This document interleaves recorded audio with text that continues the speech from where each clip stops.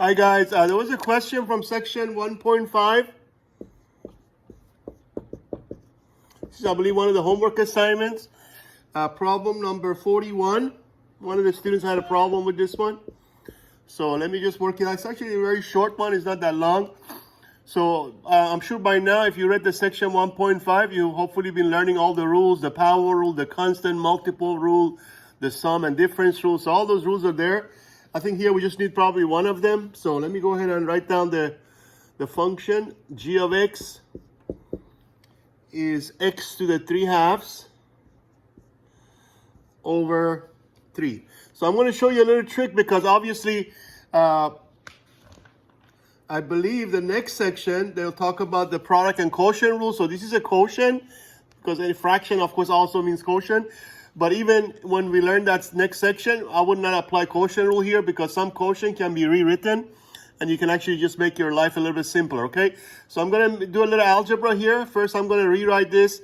Anything over 3, of course, is the same thing as 1/3 times the same thing, okay? So there is your first step. So that way you can avoid that quotient rule, which we haven't even learned because it's in section 1.6. So I'm just going to write that like that, which is the same thing basically.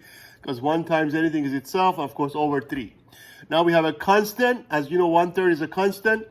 So we're going to use the constant multiple rule that says anytime you have a constant times a function, the derivative, I'm going to use g prime, which is a notation for derivative of g of x.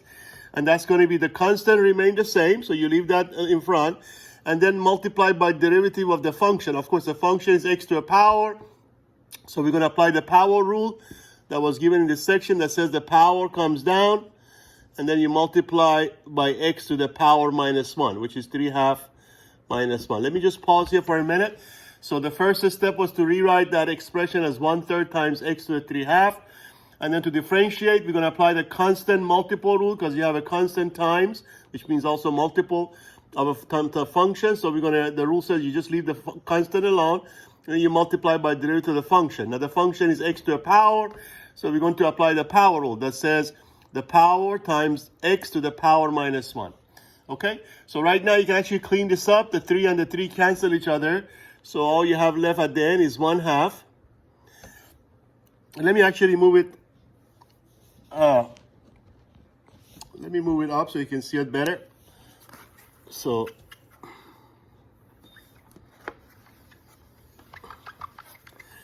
right now, after you cancel the 3, you have 1/2. And then you have x to the 3/2. Now we have to combine, of course, the fraction. So 1, I'm just going to write that as 2 over 2, which is the same thing as 1. The reason I did that so we have the same denominator, so we can combine them to a single fraction. So that becomes 1/2 times x to the, now that you have the same denominator, you can, as you know, combine them into one fraction by simply combining the numerators. 3 minus 2, of course, becomes 1. So this is definitely one way to leave your answer. So the derivative should be 1/2 x to the 1/2. If you also want to use radical, as I'm sure you know, anything to 1/2 means a square root. I don't know how at the back of the book leave the answer, but you can also write it as a square root of x because anything to 1/2 means also the same as a square root. Okay, so either one would be okay as far as the derivative is concerned, right? Because they both are the same, just two different ways. This is in the exponent form. That's in the radical form. Okay, all right.